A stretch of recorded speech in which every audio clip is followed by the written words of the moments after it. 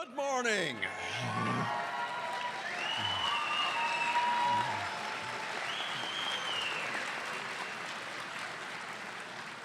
Good morning and welcome to the 42nd graduation of the College of Creative Studies.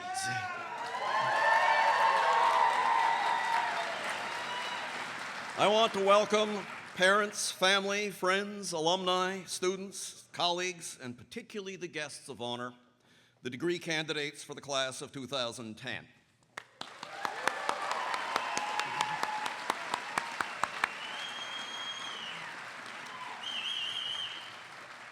To initiate this proceedings, it gives me great pleasure to introduce our Chancellor, Professor Henry T. Yang, the 5th Chancellor of the University of California, Santa Barbara.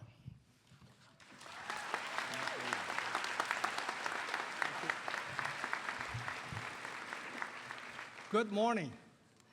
Well, welcome to your and our commencement.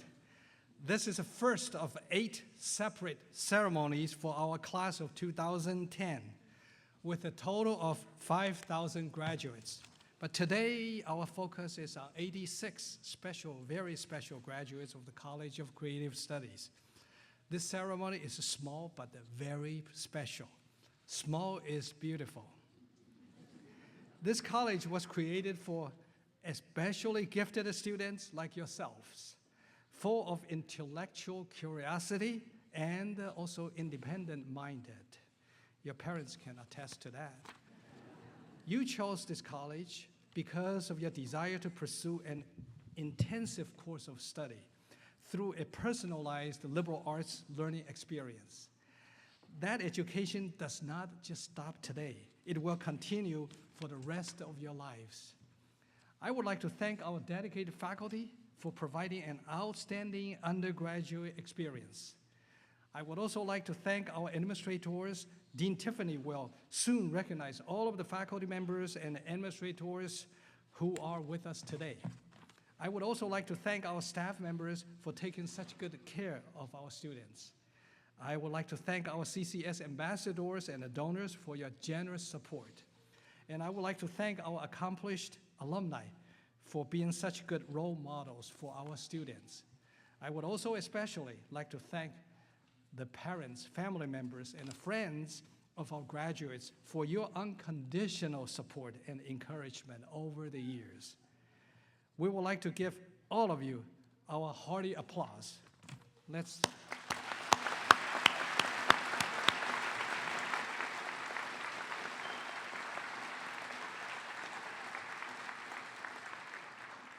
Now, to our graduates, I say congratulations.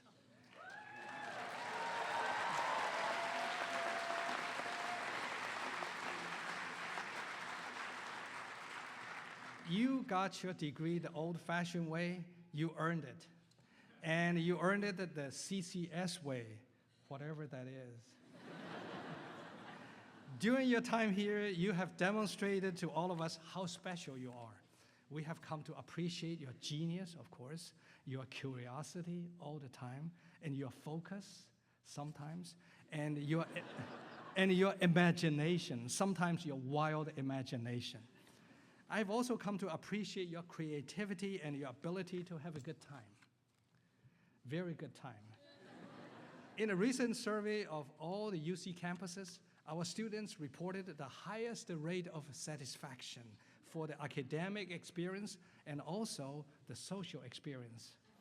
Does that surprise you? I have happy memories of the class of 2010.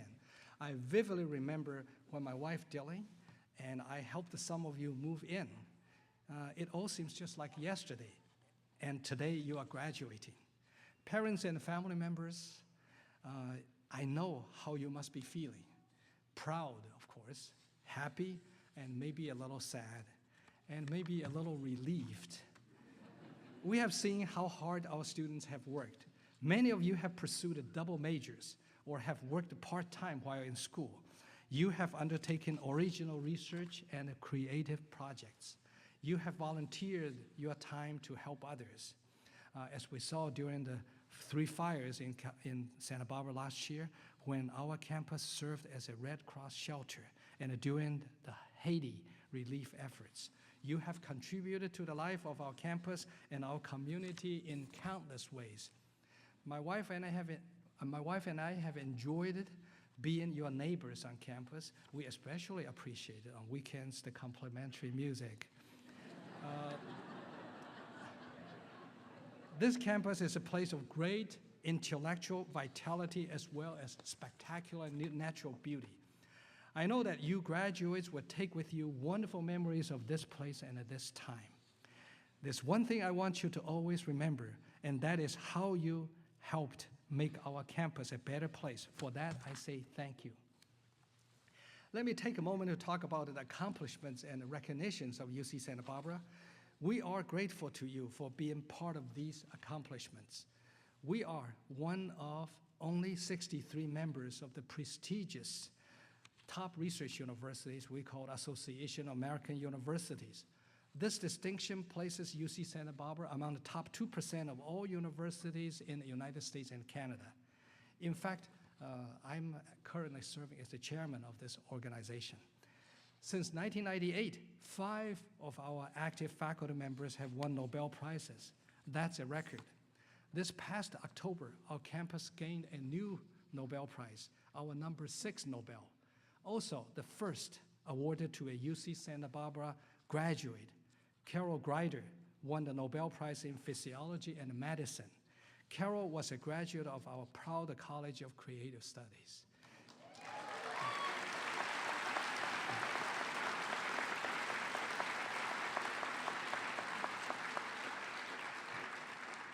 Class of 1983, aren't we all so very proud? And she was part of the biology program and did research in the laboratory of Professor Les Wilson. And did you know that last year, over 50% of our seniors reported that they had collaborated with the professor on a research or creative project? In fact, all of you, you all in some way have participated in the exciting process of research and creative activity. Carol Greider has set a very high standard. We expect great things from you in the years to come. I like to picture a UC Santa Barbara Futures Index. Picture a graph showing the rising stature of our campus, including publications, honors, awards, research grants, private gifts, rankings, diversity, and academic excellence. You could add the rising popularity of our campus. This year, we had the second highest number of applications from California residents in the whole UC system. This UC Santa Barbara Futures Index tracks the rising value of UC Santa Barbara diploma and your diploma.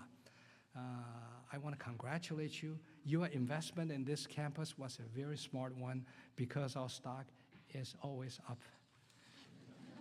Despite your wonderful accomplishments, this has been a difficult year for University of California.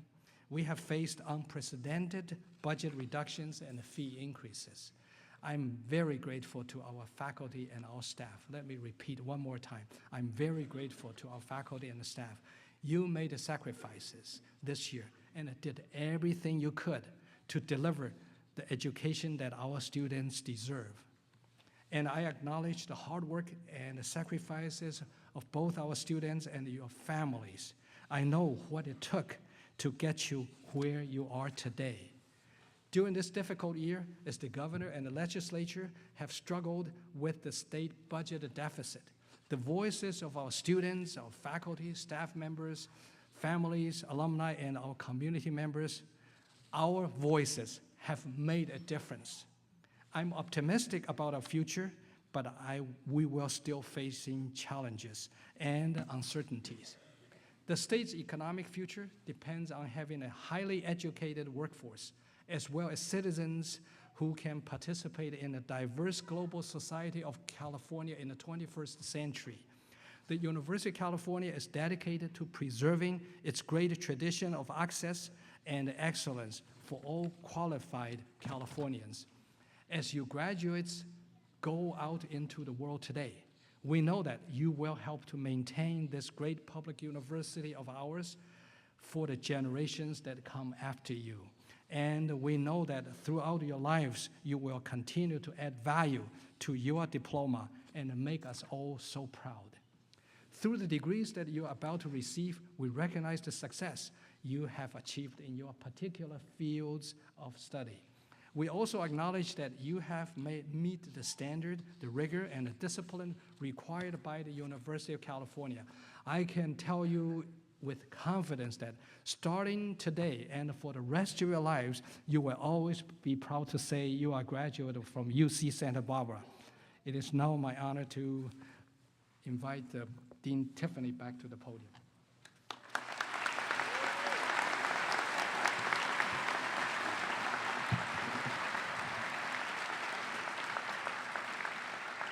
Thank you, Chancellor Yang. It is now my pleasure to introduce the members of the administration and the faculty who do so much to make this university and the college the thriving and exciting place that they are. I will start with Executive Vice Chancellor Jean Lucas, Vice Chancellor for Student Affairs Michael Young, Associate Vice Chancellor for Diversity, Equity, and Academic Policy Maria Herrera-Sobek,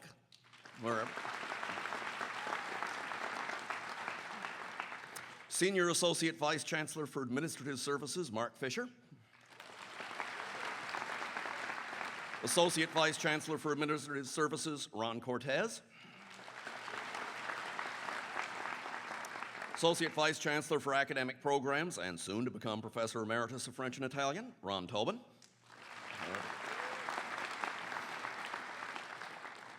Associate Vice Chancellor for Public Affairs, Paul DeRuisseau. Dean of the Bren School of Environmental Science and Management and Professor of Ecology, Evolution, and Marine Biology, Stephen Gaines. Boy. Former Provost of the College of Creative Studies, my predecessor, and Professor Emeritus of French and Italian, William Ashby.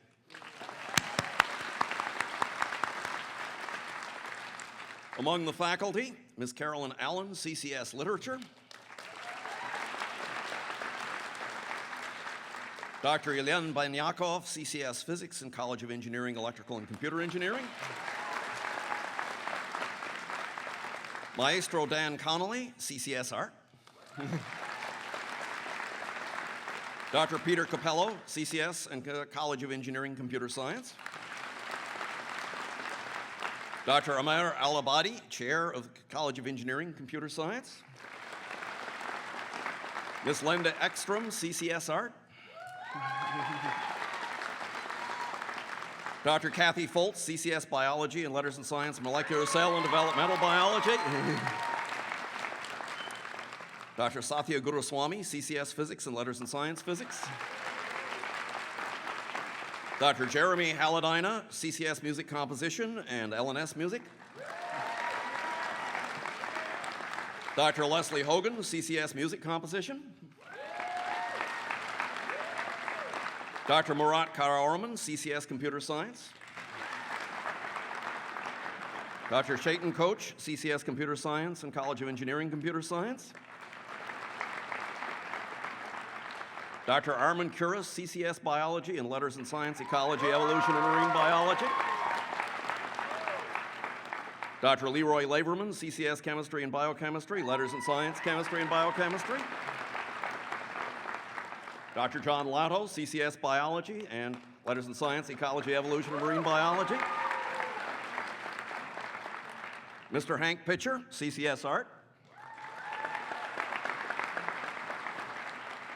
Dr. Harry Reese, CCS Art, Associate Dean of the College and Letters in Science Art. Dr. Dan Smith, CCS Interdisciplinary Studies and Director of the Global Medicine Project. Dr. Barry Spax, CCS Literature. And someone who in this particular day is particularly special, Dr. Claudia Tyler, who is not in the audience, but who is watching this from a hospital room by the live webcast. As our students in biology are well aware, she was struck by a sudden illness about a week ago, which is still being diagnosed, and she desperately wanted to be here. She's not here in person, but she absolutely is in spirit. Claudia, welcome.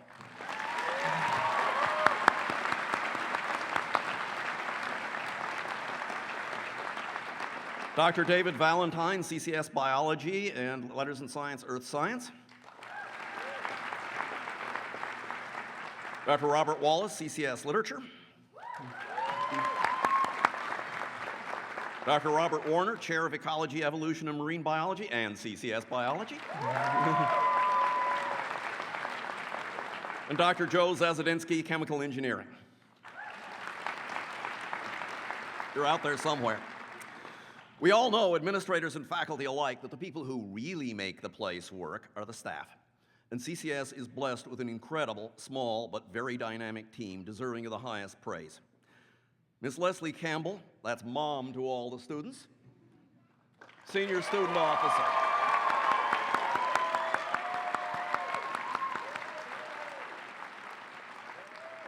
Ms. Karen Poirier, who is our business manager and assistant dean.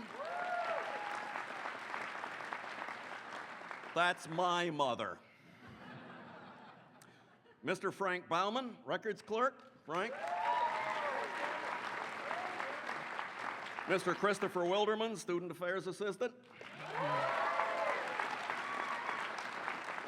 Ms. Emily Parsons, my assistant. Emily, all right. And Mr. Connor Kaufman, student assistant, probably lurking in the back. On behalf of today's graduates, I would like to thank our CCS parents, our CCS ambassadors and donors for their support and generosity of all kinds, and also extend my thanks to those of you who wish to remain anonymous. You may be incognito, but we still thank you. By virtue of my responsibilities, I'm permitted a few words as dean of the college, and therefore I shall utter them. In Cervantes' novel Don Quixote, the eponymous hero throws his cap over a windmill that he has mistaken for a giant, that cap as a challenge to this impossible foe. Very early on, when Chancellor Yang arrived on this campus, long before I became a dean, he and I were talking, and he challenged me to throw my cap over the windmill, an act he and Dilling had already committed on behalf of the university, even as Chancellors Vernon and Mary Cheadle had done before him. It was through the spirit of such dares that UCSB very rapidly evolved from a state teachers college into the world-renowned institution that you get your degree from today. I make this boast not for UCSB, but for humanity, nothing less. Because challenges, be they windmills or political walls or financial losses or oil spills, will rise before us with increasing frequency as we overpopulate this planet. We need people who have tossed their caps and their hearts at the impossible, who risk their efforts for a future we cannot know and can only guess. Here at CCS, we not only move mountains, we make them. Ranges of the mind, far-flung and gleaming high, unreasonably bursting forth from the corners of our lives. We are simultaneously part of an established infrastructure and yet always breaking it. Students making things, songs, trains, hovercraft, art, insight, pendulums, scrolls, cartoons, ducks. Remember the CCS duck? Yes. Yes. And mountains. We look bright and good and we make fine grades, but we don't color within the lines worth a damn. We each want to say, no matter how small, I left something new. What I hope each of you will do, whatever your specialty or the strange roads you will walk into the unknown future, is this. Remember how it was to be set free to make what you wanted, to grab the intellectual and physical resources of humanity offered by UCSB, and return in kind to those resources, add to them. Have your play produced, your artwork hung, your poetry published, your scientific paper accepted at an international journal, your ideas in the public sphere. To know what it is not just to learn, but to create anew and thus to give back. In this, you are warriors in a battle against barbarism, a battle that I fear will never end. Barbarians want simple answers that justify tribalism. Justify them in stating that it is the other who is to blame, the other who is the alien, the immigrant, the stranger outside the gate, and therefore outside understanding and sympathy. You need to continue the path started here, to give insight, beauty, knowledge, humanity. Be your contributions hard and sharp or gentle and reassuring, rest assured you'll come back to us with scars, for like all real battles, you cannot fight this one without being hurt, but rise again. I see you as human forces, like Pitt the Younger and William Wilberforce, both aged 24 upon Pitt's ascension as Prime Minister of England, too young to know better. Too young to know that there are things that cannot be done. Too young to listen to the pundits who asserted that fighting the great institution of slavery would ruin Britain's economy. Too young to wait, even though the opposition accused them of treasonous thought and evil intention. Too young to quail before the cautions of smarting old age and the fear of change. But young enough to care about what was wrong and dedicated enough to pursue what they perceived as right. This kind of commitment is all the more important in our day of growing human influence upon the earth. To paraphrase Adam Frank in a recent NPR essay, the Deepwater Horizon is a cautionary tale of two cultures, the one we are in and the one we need to build. The old culture did not see itself embedded in a framework of planetary systems. It could muscle its way out of any problem with bigger machinery and more fantastic science. In the new culture, we need to appreciate the complexity of the dynamic systems of ocean, atmosphere, and biosphere, and become humble in the face of what our science and technology, and I might add, our considered humanity, have shown us to be true, that we are in and of this planet, and we cannot afford to fail. CCS is the wild card. You, our intellectual offspring, have a way of challenging what you see and know and try. The origins of these challenges are infant. Sometimes a stray word or thought given to the right person, even by accident, can lead to great insight. In this, I would instruct you, take care not to simply do, but also to experience. You need to climb mountains in real time, as well as to figuratively make them. Perhaps with some paragliding thrown in, perhaps a few sessions of brewing beer, practicing the clarinet, or any of a host of other quote-unquote non-productive undertakings, casting wide for a perspective that is tied to no rut. I'm not dissing duty or responsibility, but only if you take the time to follow the breeze can you invite the accidents of nature that will allow you to become the wind of change.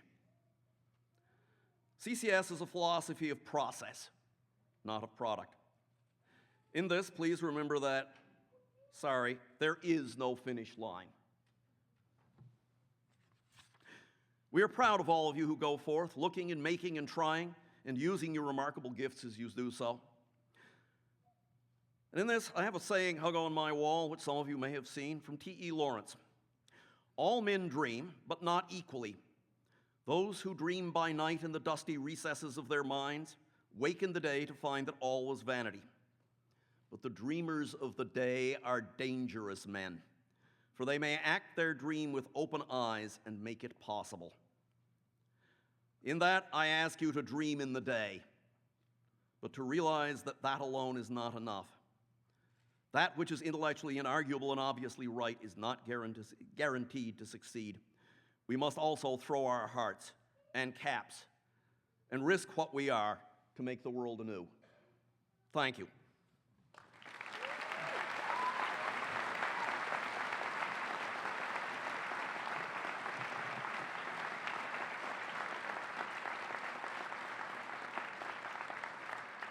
Each year, the College of Creative Studies invites a distinguished alumna or alumnus to address the graduating class. This year's speaker is our own Professor Henry Pitcher. Hank Pitcher. Who would recognize Henry Pitcher? Who is also the UCSB Alumni Association's Distinguished Alumnus for 2010. Hank is known for his iconic paintings of the contemporary California culture and the Southern Californian coastal landscape. He was born in Pasadena on July 20th, 1949, but grew up in Isla Vista, much as explained. He was a highly recruited high school athlete, but instead chose UCSB's College of Creative Studies over football scholarships at other institutions. Wise choice. At CCS, he worked with Bay Area figurative painter Paul Warner and Los Angeles iconoclast Charles Garabedian. After graduating as an outstanding senior in 1971 in the first class to graduate, he pursued his interest in New York School of Painting and the Figurative Painters Alliance on the East Coast, but then returned to his roots and to CCS, where he is currently senior lecturer in the art major in the College of Creative Studies. In addition to his art teaching, Hank has helped develop cross-disciplinary classes with other faculty, often involving natural subjects in the UC Natural Reserve System, where he also serves as a member of the advisory committee. He's very active in conservation, has been a member of the local painting group, the Oak Group, for over 25 years, supports Heal the Ocean, the Surfrider Foundation, the Marin Agricultural Land Trust, the Gaviota Coastal Conservancy, among other organizations. He founded the Institute for Landscape Painting at UCSB, which has brought distinguished visitors in multiple disciplines to UCSB to discuss the evolution of man's relationship to nature as evidenced in art.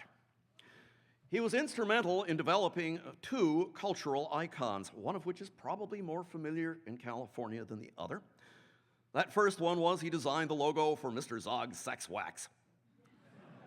For those of you who aren't surfers, it's a surfboard wax.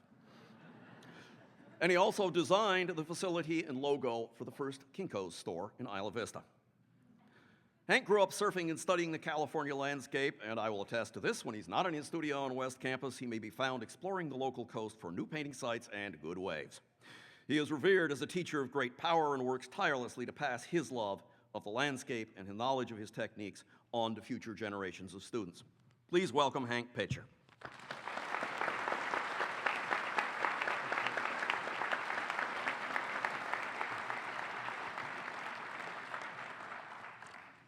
Thank you, Bruce. It's a bigger audience that I've been speaking to recently. Good morning. I'm honored to be here. Since it started 40 some odd years ago, I've only missed 3 CCS graduations.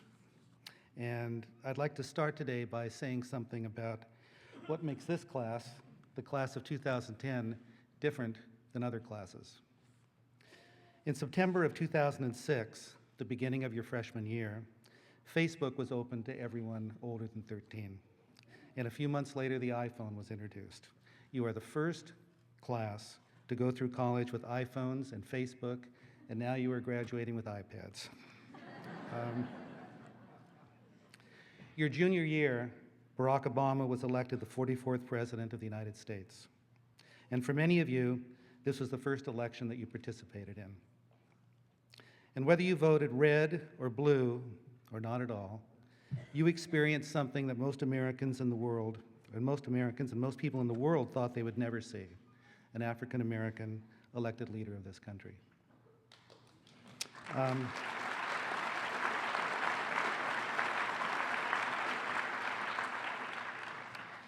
You are the first CCS class matriculating under the leadership of Dean Tiffany. He was appointed in February of 2006, your freshman year. And besides his incredible energy and his intellectual rigor, Bruce has established a new fashion standard at the college. Every day of the year, except the first day of April, he wears a different handmade bow tie. Bruce is a man of style, in addition to substance. He reminds me a little bit of that character House, with his cane, his limp, his sharp wit, and his ability to solve complex problems. And he is also Dumbledore, the headmaster of Hogwarts and Harry Potter, protecting the school from dark forces that lie both within and outside the campus walls. Because, along with the incredible new technology and political hope that your classes had to deal with, your classes had to deal with the near collapse of the national economy and how that affects us all, especially CCS. This fall at lunch after the all-college meeting, standing on the lawn in front of our building with Armin Kuris, he said to me, "Well, Hank, I lost my first one." One of his best biology students had just told him that she was going to have to drop out of school for financial reasons. He pointed to her across the lawn talking to some of her friends, some of you on the stage here today. And I couldn't help but think that she looked just like all the other students, except that when she went back to her apartment to prepare for the start of classes, except when all of you went back to your rooms to prepare for the start of classes, she was leaving school to look for a job during the worst recession since the Great Depression. You are graduating at a time of both radical new technology and radical old problems. Just 46 days ago, it was reported that a British petroleum pipe in the Gulf of Mexico had developed a leak. This has resulted in the spread of millions of barrels of oil into our marine ecosystems and is being called the biggest environmental disaster in this country's history. In 1969, which was my junior year here in CCS, there was an oil spill in Santa Barbara. Some of you may have heard about it. It took 11 days for oil workers to cap that rupture. And during that time, 200,000 gallons of crude oil spread into an 800 square mile slick that created an environmental nightmare. You know, as beautiful as our coastline here in Santa Barbara is today, believe me when I tell you that it has drastically changed. I grew up here, and I know what the beaches and the oceans were like. I've probably spent more time in the ocean outside of campus here than any 3 people in this audience. And today, the ocean is dead in comparison to what it was like when I was a child. The riches in sea life, fish, mammals, and birds that were once an integral part of our ecology have, in my observation, been radically reduced in both density and range. Many believe that the 1969 oil spill helped create the environmentalism movement that is so symbolic of the 1970s. The first Earth Day was held the year after that spill. And just this past April, we celebrated the 40th anniversary of Earth Day. These are positive responses that have helped raise awareness, but they are not enough. Your generation, this class, the class of 2010, will help find ways to deal with this spill and the greater threats to our environment. You know, my dad used to find money. When I was young, I didn't think too much about it. He was my dad, and it was just one of the things that he did. Almost every day when he came home from work or went somewhere, he would have change in his pocket that he had found on the ground. Mostly it was small change, but it was not unusual for him to find bills. More than once I was with him when he picked up a $20 bill lying on the sidewalk that other people had walked past. He found singles, 5s, 10s, even $50 and $100 bills.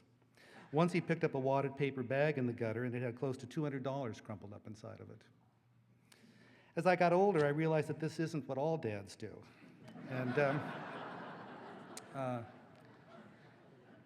And when I was your age, I had an insight. Right after I graduated from CCS, I started spending my summers on Long Island to get to know the New York painters that I was interested in that lived out there in the Hamptons. And each Wednesday night, I would go to a drawing session hosted by a woman named Una Wilkinson. Her studio was in a beautiful old barn that her late husband, Jack, had won in a poker game. A group of artists shared the cost of a model, and afterwards, some of us would stay and have a drink and talk about painting. Because it was her studio, I got to see a lot of her paintings. And she made these big, beautiful paintings of the fields around her house. And she worked on them outside. She had a gardening cart that she wheeled around loaded with her supplies. I liked her paintings a lot, but I couldn't figure out how she put them together, what organized them. I like narrative paintings. I like paintings that tell stories, but I'm also very interested, and maybe primarily interested, in formal theory. But I couldn't figure out what held her paintings together. Finally, I asked her how she organized all that chaos of weeds and wildflowers into a cohesive whole. Una was a big, steady woman in her 70s. She had gray hair that was always pulled back, and she had these light, piercing blue eyes. And she looked at me curiously, as if I should know this already. And she said, "Hank, you get what you're looking for." And then I realized why my dad found that money. From an early age, he had looked to the earth to survive.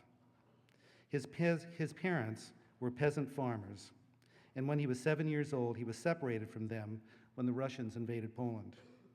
For a year, he survived by polishing the boots of the Russian cavalry and finding things to eat growing in the earth that he could eat.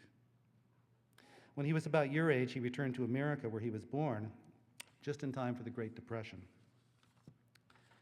From Ellis Island, he made it to California and then to Wake Island, where he was taken prisoner by the Japanese at the start of World War II.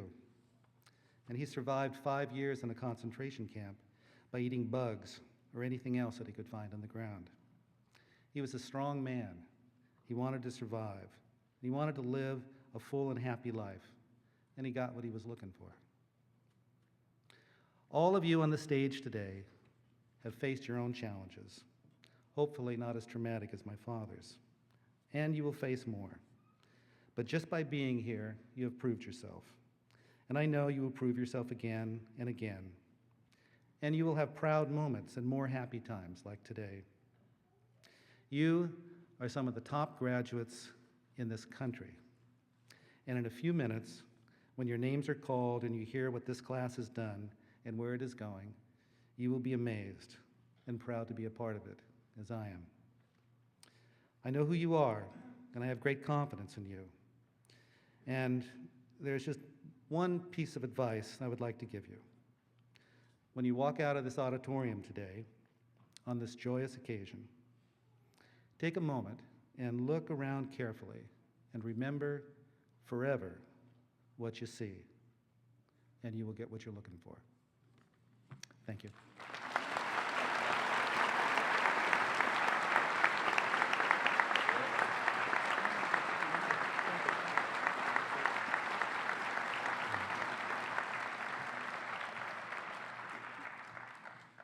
I would invite you to visit the CCS Art Gallery this afternoon after the graduation if you wish to see some of the products of Hank and Dan and Linda and Jane's teaching.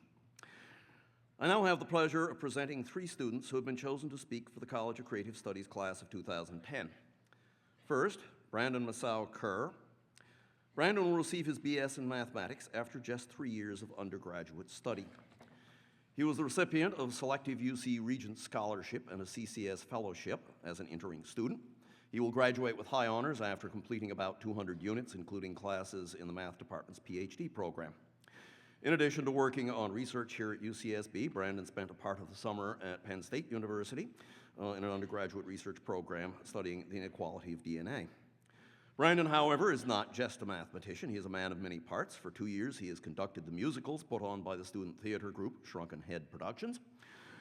He has also sung with the UCSB Gospel Choir and Men's Chorus, and this year became a part of UCSB's all-male a cappella group, the Brothers from Other Mothers. Right. Additionally, he has tutored Santa Barbara high school students and students in the UCSB Summer Institute in mathematics and science. And I personally thank him for being a great representative for CCS by talking with prospective students, attending regional receptions, collaborating with the math club, and in general, volunteering to the greater cause of math and CCS. Next year, he will begin the master's program in the math department here at UCSB with Professor Hector Cenicieros, doing research on modeling complex fluid.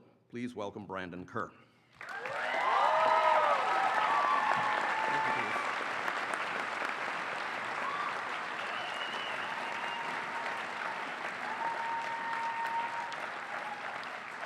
I've had an incredible experience here at UCSB, and with my undergraduate career coming to an end, it's an honor to share this rite of passage with the amazing students on stage with me. It feels like not very long ago when I had to explain to my classmates in high school why one of their nerdiest peers was going to a party school. And even now, I find that explaining the College of Creative Studies is difficult. No, it's not just a humanities program. No, you don't get to design your own major. And why, yes, we do have a quite rigorous set of major requirements. But as I later realized, the college has a lot more to offer than I even expected. The ability to take more classes at a time than you know you ever should have, the freedom to avoid some boring lower division courses, and smaller class sizes despite extreme university budget cuts, just to mention a few things. However, the college is more than just the opportunities it provides to the students. It's a community, a tight-knit community of students and professors and staff. And without them, I wouldn't be where I am today. Of course, the measure of the program is the students' accomplishments. And in a few minutes, when students are called up one by one to accept their diplomas, you'll hear the extraordinary list of all their achievements throughout the years, the research grants they've been awarded, the literary journals they've edited, and how many times they've been published in the American Journal of Insert Your Major Here. And still, frighteningly enough, we're not all savants. We're amazing friends, amazingly talented individuals, And I know this not just because I've had classes with these folks, but I've had the privilege of living with them, many of them, my freshman year. Many freshman students in CCS live in a dorm called Pendola House. Almost exclusively for CCS students, Pendola serves as a stronghold for the strong-willed, if you will. And at first, it's an intimidating crowd, but we became pretty close. We became a community. And my friends from Pendola stayed with me through many important firsts in my life. When I first moved out of the dorms and figured I was fated to a life filled with cereal, hot dogs, and microwavable pizzas, my friends from Pendola were there with me to first teach me how to cook. And I live with many of these same people today, and we regularly prepare some food that would make everyone in Isla Vista jealous. When my first job interview turned out not to be for the humble bookkeeping job I expected, but rather as a job as a personal masseuse for an impressionist painter in her 60s who lay on her bed in a two-piece swimsuit. Therapy. My friends from CCS were there to provide moral support and some much-needed therapy.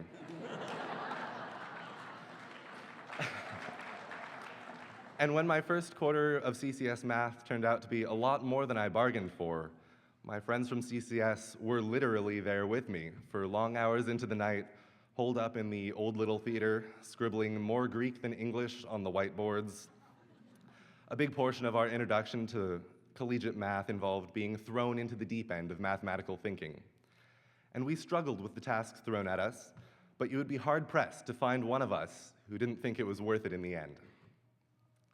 As a result, we formed a team, a community of mathematicians and friends who could conquer graduate-level problems. We formed invaluable relationships with our professors, and we learned more than we thought we ever could in much less time than we thought it was possible. And I think that's the essence of CCS. You take a handful of bright, driven students, and you grab them by the shoulders, and you throw them headfirst into some problems. They'll claw their way out, learning a lot more than they would if you just spoon-fed them the same information. So now we are thrown, yet again, into another stage of life, and we will dive right in. To graduate school, to a job, to whatever form of the real world comes our way. And it'll be a struggle, but we will succeed as we have in CCS. We will claw our way through difficult problems, we will learn, and we will grow. And all the connections we have made and all the things that we have learned with the CCS community will stay with us for the rest of our lives. Thank you.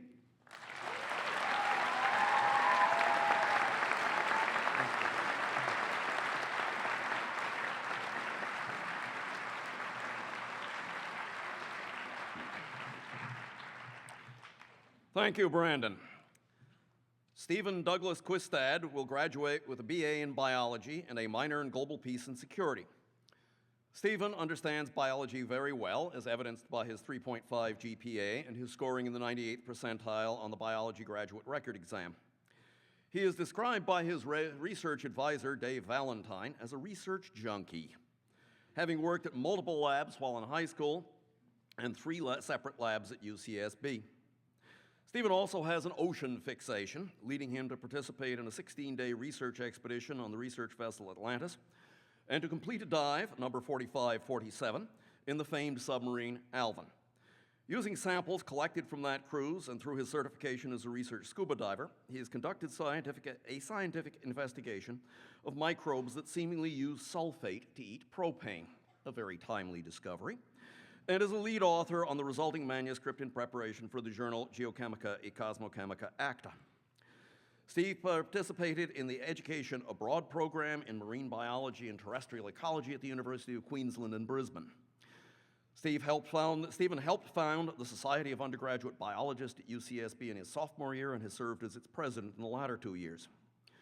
He has received recognition for his accomplishments, including a CCS Summer Undergraduate Research Fellowship, undergraduate research support from the U.S. National Science Foundation, a 2006 Innovator of the Future Award, and most recently a National Science Foundation Graduate Research Fellowship, which will provide him with 3 full years of support to complete his PhD. He will be pursuing this in a joint doctoral program between UC San Diego and San Diego State University in cell and molecular biology, studying the viruses infecting coral. Please welcome Stephen Quistad.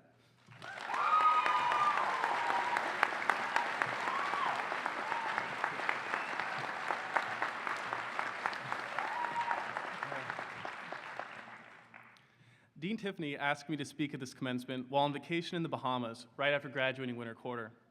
I just finished a stressful day of scuba diving, and I jumped on the invitation. What would I say? I asked myself. It didn't matter. I could figure it out later. Commencement was months away, and in full accordance with UCSB stereotype, I had to get back to the beach. As the quarter sped by, summing up the last 4 years of my life in 3 minutes proved to be an arduous but very fulfilling task.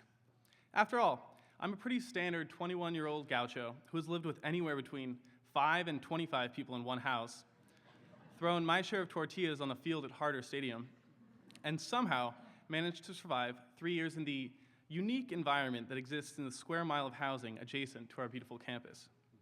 What possible prophetic insight could I have into the future of my fellow gaucho grads? Upon examination of my years in college, I realized that my years spent abroad provided me with important new perspective on my life at UCSB and beyond. While studying in Australia, I was lucky enough to spend time doing field research all over the continent. After trekking through leech-infested rainforests, exploring the barren outback, and snorkeling the Great Barrier Reef, I left the program with a significantly greater wealth of knowledge than expected. When did all this learning happen? I had been so engaged with the entire program that I did not even realize all of the facts and concepts I had accumulated. This, I believe, is an inherent characteristic of all of us at the College of Creative Studies. Learning is not something that is done grudgingly to pass a class or to bump a GPA. We learn because we love it. It is our passion. We leave lecture halls with more questions than answers, and our voracious appetite for new knowledge never ceases.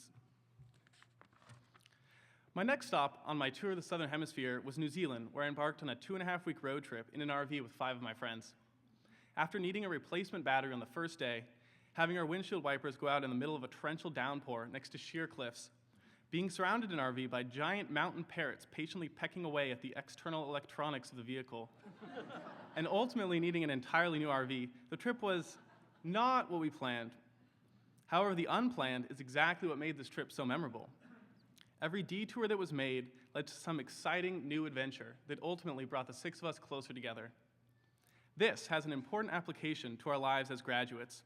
No matter how much we plan for our futures, the best opportunities can be those which are unanticipated. These apparent bumps in the road can actually provide us with a greater level of happiness than we ever imagined.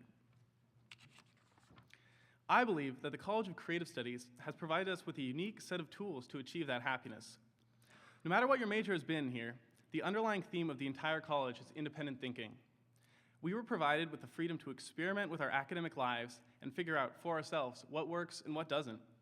We tested original ideas, created original works of art. This self-reliance that we have developed under the watchful guidance of our advisors will be instrumental in all of our future endeavors. As we embark on these future pursuits, it may be hard for some of us to imagine a life where the beach isn't within walking distance and 62 degrees is no longer considered a cold day. I thought I would offer you an inspirational quote that provides us with the necessary insight on exactly how to live our lives as successful Gaucho graduates. This advice is so profound that if there's one lesson you take away from our highly acclaimed institution, let it be this.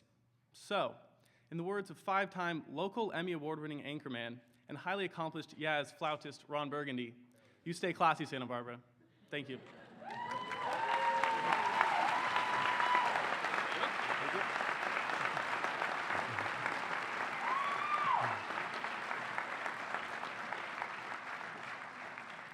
Thank you, Stephen. Mary Kelsey Schimmelman will be receiving her BA in Literature. Kelsey writes short fiction and essays on topics ranging from the political to the highly personal.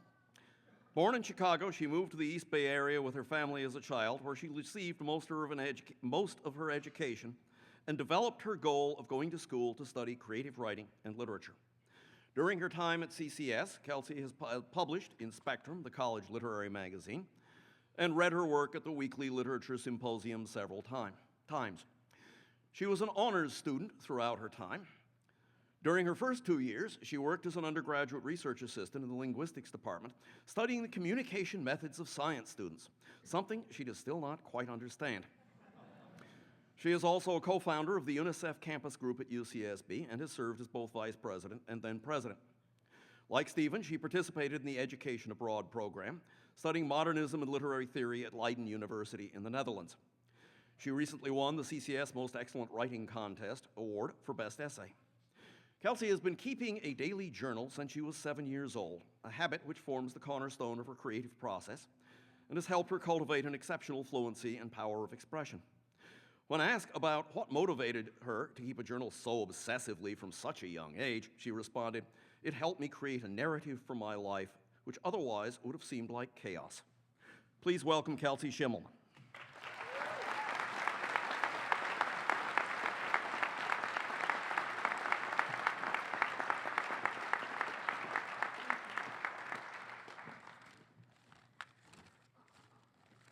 First, let me offer my deepest and warmest congratulations to all the happy graduates and to all the happy professors and faculty who helped them to achieve what they have, which is considerable, and to their parents, who I'm sure are equally delighted. The College of Creative Studies has, among its many other strengths, a special way of fostering that elusive closeness, a comfortability between students and professors, and that's not an easy thing. The people who have helped me to grow into the person I am today have become more than professors to me. They have been mentors, trusted advisors, and friends.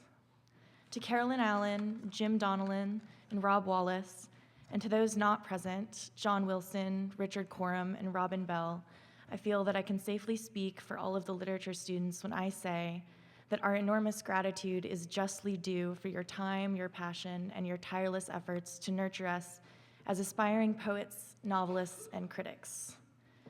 My own experience at CCS began 4 years ago. I was an irritable and frightened little freshman trying to hold my own among people I perceived to be infinitely more writerly and erudite than myself. But in the classroom, in the very first course I ever took at CCS, Richard Coram's Readings in Theory class, there was no hint of pretension, self-aggrandizement, or any of the trappings of writing programs I'd been led to expect from the cheap but admittedly thrilling campus novels I'd devoured. In the classroom, there was an unspoken agreement about the sanctity, the near holiness of self-expression, which was inviolate. In that tiny classroom, in that tiny college, perched on a cliff in the corner of campus, I witnessed and participated for the first time in a discussion of literature with people I immediately recognized as kindred spirits. Literature moved them. It made them frenzied and moist-eyed and ecstatic. Or there were times when they fought each other in that delicate but insistent intellectual way over the relative merit of Raymond Carver or over the length of William Faulkner's sentences. The classroom was a sanctuary from everything, but there's something paradoxical in that characterization, because while it seemed to be a wonderful, nearly magical place where we could shed the petty parts of ourselves and tend to our best natures, it was by no means an escape. Literature can never really be an escape, because it's humanity, not in the raw, but imbued with symbol and narrative. Its experience placed artfully and thoughtfully in terms that are both intimately individual and strikingly universal. Humanity is in it, reflected and refracted in the matrix of language, that slippery thing that is so indispensable, so innate, and so fascinating to me. Literature is not an escapist pleasure, but a sojourn into the mysterious interior of our collective selfhood. When we read literature, we don't forget ourselves, we remember them, we discover them. The word academia has an ugly smack to it. In this age of ours, it connotes a crabbed bureaucracy, an intellectual oligarchy of sorts, where the privileged few vie for dominance over what is legitimate and what must be cast away. Here in the College of Creative Studies, I have seen the resplendent face of a new academy, the members of which are obsessed by a love of learning, so all-consuming that cults of personality, factionalism, and the gauche vulgarity of the power struggle fade and wither before it. But there is tension in the literature department, and this, in the little window of opportunity to speak to the college, which has generously been allotted to me, I feel personally obligated to address. This tension arises from the teaching of the body of scholarship known as literary theory and criticism. Ralph Waldo Emerson once wrote, "There is creative reading as well as creative writing. When the mind is braced by labor and invention, the page of whatever book we read becomes luminous with manifold illusion. Every sentence is doubly significant, and the sense of our author is as broad as the world." Criticism and theory are indispensable, and we shouldn't be myopic about the debate it's sparking in the literature department of CCS, which is an academic forum. Rather, we should find it thrilling, as I do, that we can discuss something most people deem esoteric with such rigor and personal conviction. I have heard physics and mathematics students casually standing outside of the college arguing over this or that point or nuance of their studies, passionately, but without vitriol. It is this absence of enmity that we all should strive for in our academic pursuits.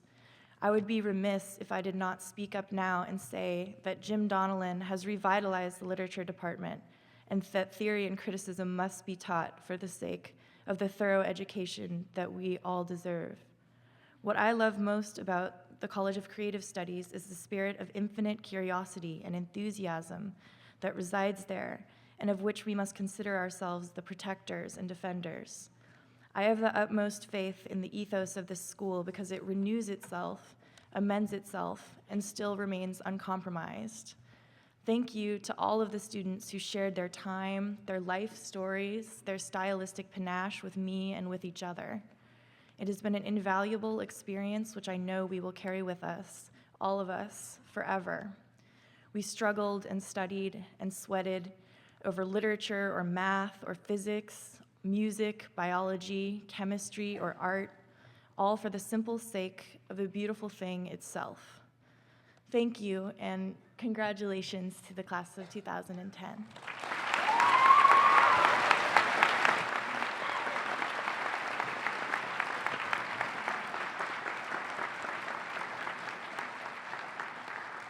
It is a tradition in the College of Creative Studies commencement ceremony to feature works by graduating seniors in music composition. This year, we have 3 works representing 5 composers. The first is Melissa Jewell's Bagatelle, which is inspired by the music of Darius Milhaud and Francois Poulenc. This work features Tracy Goodwin on the flute and the composer at the piano.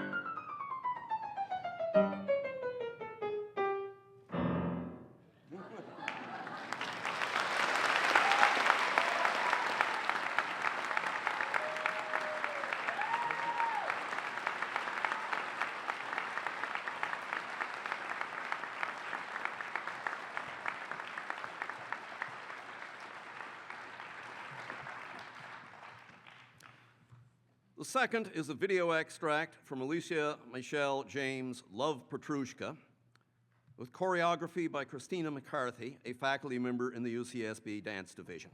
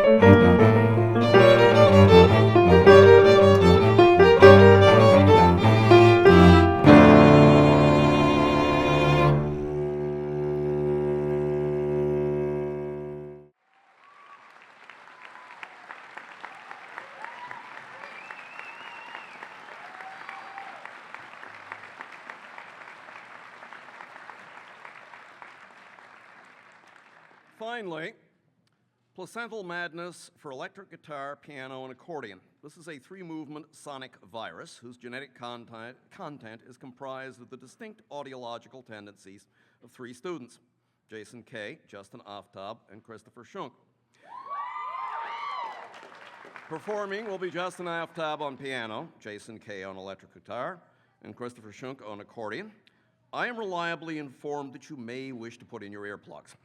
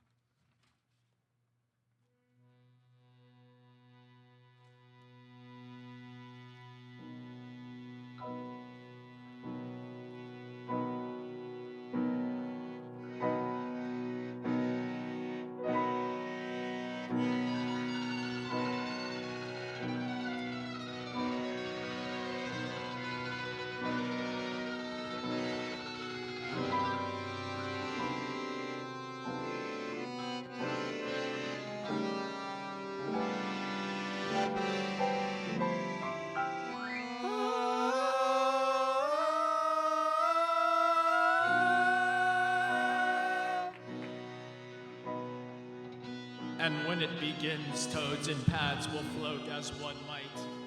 Mightier then, it will devour presumptions, leading waste crunch under our feet, rather than the latter. Green spots ambition will stain, and only then will we have been born. Purple splotch, we will be born forever.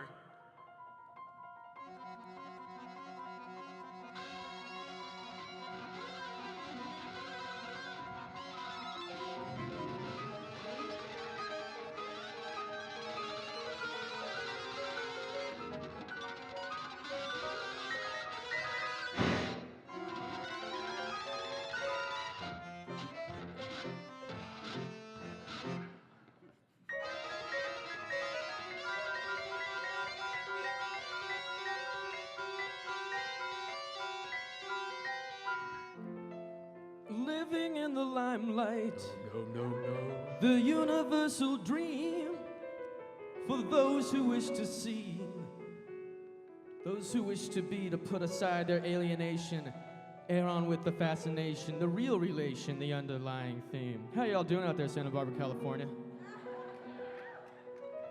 On my left, we got Mr. Christopher Shunk on the accordion. Yeah.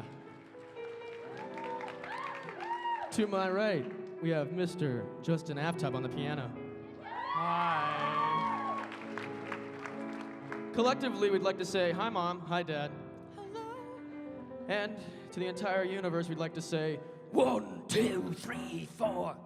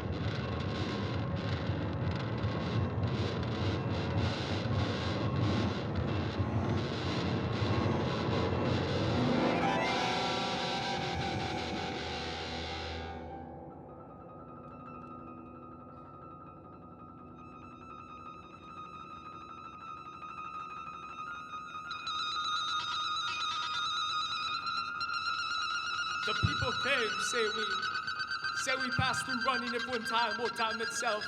For our journey doesn't journalize, but rather our journalizations. People came, say we pass through running, and from time to chill. But journey doesn't journalize, but rather journalizations act the jury to judge and judge and judge. We'll be valiant when the universe twines of the lost of love, lots will have come. Lost of space for limited faces. When we travel future forth, because now is when we carry on. Smoother torch lights and very songs. Make way to the... Yeah!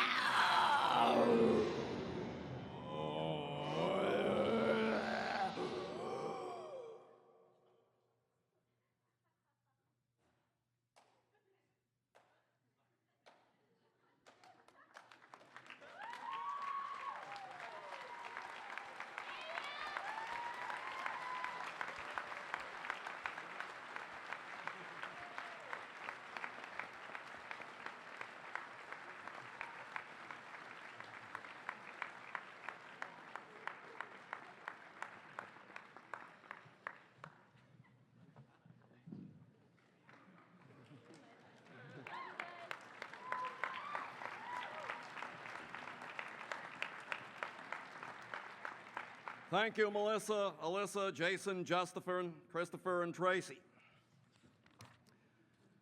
This year, I am happy to announce the third annual College of Creative Studies Faculty Executive Committee Commendation of Excellence Award. This honor is awarded to an exceptional student in order to recognize his or her truly outstanding performance in their overall intellectual and creative endeavors. A graduating senior of CCS must be nominated by 2 or more CCS faculty and agreed upon by the members of the CCS Faculty Executive Committee. A plaque commemorating the awardees will be hung in the college. This year, we will be recognizing one outstanding CCS student. It gives me very great pleasure to bestow this year's third annual CCS Faculty Executive Committee Commendation Award of Excellence to Stephen Douglas Quistad, BA, Biology.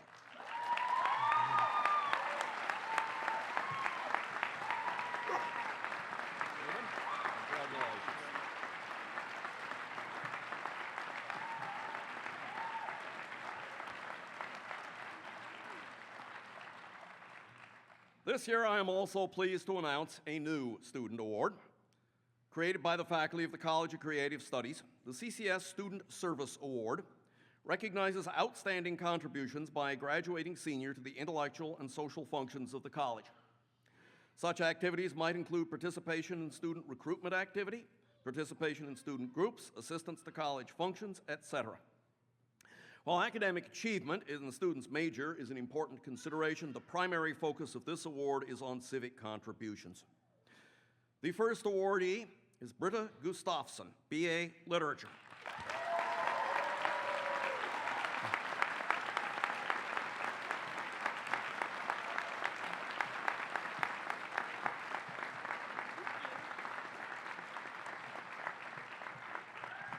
I wish to recognize her efforts ranging from working on sustainability of the college, to the College Literature Collaborative, to her work on the new college website, and to her organization of interdisciplinary Scrabble tournaments.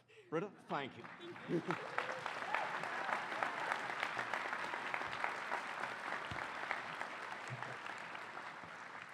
Chancellor Yang.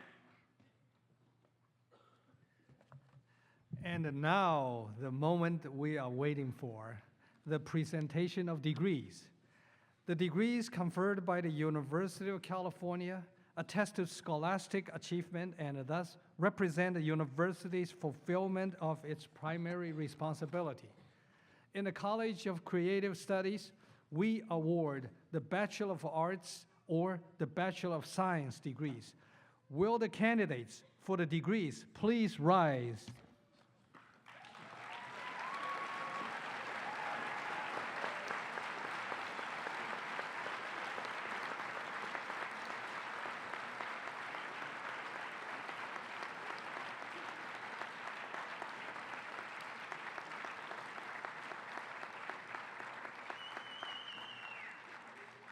By virtue of the authority vested in me by the Regents of the University of California, I confer upon you the degree of Bachelor of Arts, the Bachelor of Science as appropriate. Will each of the candidates please come forward by rows?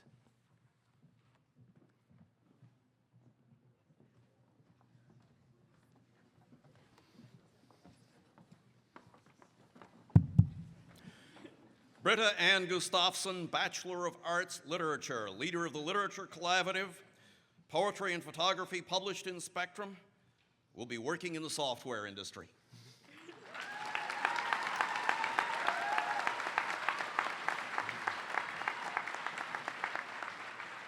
David Michael Parrish, Bachelor of Arts, Literature, will be pursuing a degree in the culinary arts.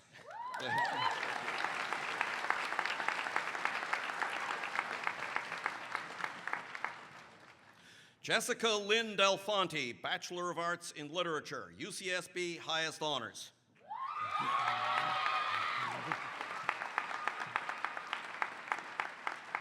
Ryan Michael Gill, Bachelor of Arts in Biology, UCSB high honors, applying to medical school.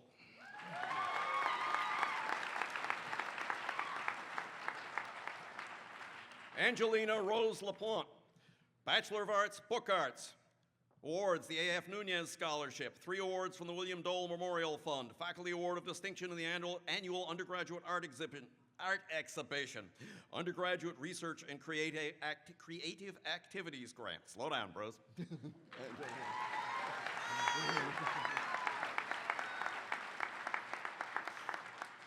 Devin Ainsley Orr, Bachelor of Arts in Biology, UCSB Undergraduate Research and Creative Activities Grant, College of Creative Studies Summer Undergraduate Research Fellowship, UCSB High Honors.